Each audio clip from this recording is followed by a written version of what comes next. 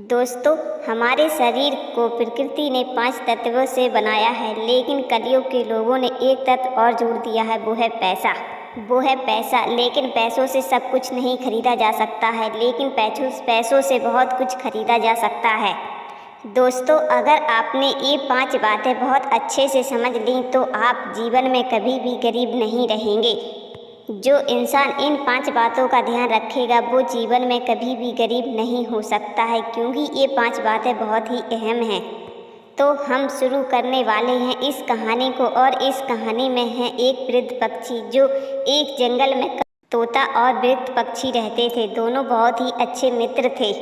वृद्ध पक्षी और तोता की बहुत ही अच्छी मित्रता थी। तोता हमेशा बहुत जगह घूम कर आता था और वहीं पर वृद्ध पक्षी के पास ठहर जाता था। लेकिन एक दिन तोता ने वृद्ध पक्षी से कहा, दोस्त, आज मेरा मन नहीं लग रहा है, कुछ ऐसी कहानी सुनाओ जिससे मेरा मन बहुत शांत हो जाए। फिर वृद्ध पक्षी ने तोता को एक बहुत ही अच्छी और सुंदर कहानी सुनाई।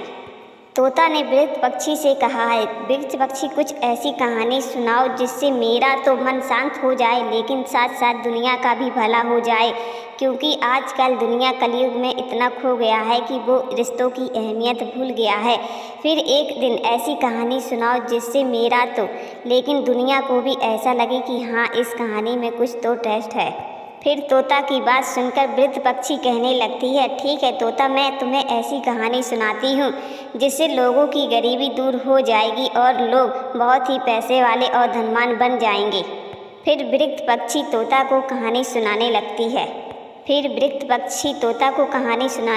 और कहने लगती है, एक गांव में बहुत ही गरीब इंसान रहता था और उसके 6 बेटे थे, जो उन्हें खाने तक के लाले पड़ जाते थे। अगर उन्होंने सवेरे खाना खा लिया है तो शाम को खाना उन्हें नसीब नहीं होता था। ये सब देखकर तोता कहने लगता है वृद्ध पक्षी से, ऐसा क्यों? तो वृद्ध पक्षी कहने लगती है, मैं आपको पूरी एक कहानी सुनाऊंगी। उस किसान की एक गरीब औरत थी और उससे 6 बेटे थे, लेकिन उस औरत ने कभी भी अच्छे वस्त्र नहीं पहने थे और ना ही कभी अच्छे से 2 वक्त का खाना खाया था। और उन 6 बेटों का कभी कभी तो अच्छे से पेट भी नहीं भरता था और कभी कभी तो वो भूखे ही सो जाते थे, क्योंकि उनके पास इतनी गरीबी थी कि उन लोगों के पास अच्छे पहनने के लिए ना ही कपड़े थे और खाने के लिए ना ही खाना था कि वो 2 वक्त का अच्छे से खाना खा कर सो सकें और प्रेम से रह सकें। फिर एक दिन उस गरीब औरत ने अपने बेटों से कहा है, बेटे, हम सबका एक साथ पेट नहीं भरता है। जहाँ पर मैं काम करती हूँ साहूकार के यहाँ, अगर तुम भी सब लोग चलोगे, मेरा हाथ बटाओगे, तो हम सब जब मजदूरी करेंगे तो हम सबका पेट अच्छे से भरण पोषण हो जाएगा, यानी हम सबको अच्छे से खाना प्राप्त होने लगेगा। तो बेटों को अपने साथ साथ बेटों को भी साहूकार के यहाँ काम करने के लिए ले जाती है। फिर माँ और 6 बेटे साहूकार के यहाँ अच्छे से काम करने लगते हैं।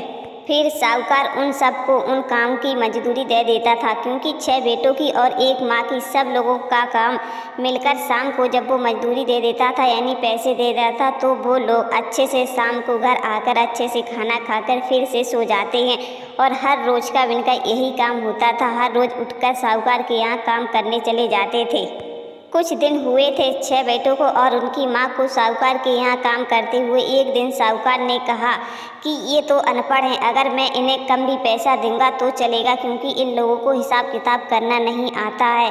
और साहूकार का मन पलट गया है। इसलिए एक दिन साहूकार ने उन 6 बेटों को और उन गरीब माँ को कम पैसे दिए और वे लोग पैसे लेकर अपने घर वापस आ जाते हैं। फिर उन्होंने अपना पेट भरने के लिए खाना बनाया, लेकिन उन सब का पेट अच्छे से नहीं भरा। फिर एक दिन एक छोटा बेटा बोला, माँ, हम लोग हर रोज़ काम करने के लिए जाते हैं और साहूकार हमें पैसा भी देता है, लेकिन आज खाना कम क्यों पड़ गया है? फिर उसकी बात सुनकर माँ कहने लगती है, पता नहीं बेटा, इतना खाना आज क्यों कम पड़ गया है। जब सुबह साहूकार से उसकी माँ ने पूछा, साहूकार, जब मैं आपके यहाँ काम करने जाती हूँ, फिर उसकी बात सुनकर साहूकार नाराज़ होने लगता है और कहने लगता है, अगर तुम्हें काम करना है तो अच्छे से करो, मुझसे बहस मत करो, नहीं तो तुम कितों, अन्यथा दूसरी जगह काम ढूंढ लो। फिर वो गरीब इंसान था और पत्नी थी, कहने लगता है, नहीं नहीं साहूकार, आज मुझसे बहुत बड़ी गलती हो गई है। मैंने आज आपसे सवाल किया है, लेकिन आज के बाद मैं आपसे कुछ भी नहीं कहूँगा। आपकी जितनी मजदूरी बनती है आप उसको मेरी मजदूरी दे देना। उसकी बात सुनकर साहूकार बहुत खुश हो जाता है और मन ही मन सोचने लगता है, ऐसे काश मुझे 2-4 नौकर और मिल जाते तो मेरा तो बहुत भला हो जाता। दोस्तों, आपको इस कहानी से क्या सीख मिलती है? आज के लिए फ़िलहाल इतना ही, फिर मिलते हैं नेक्स्ट वीडियो में। तब तक के लिए धन्यवाद।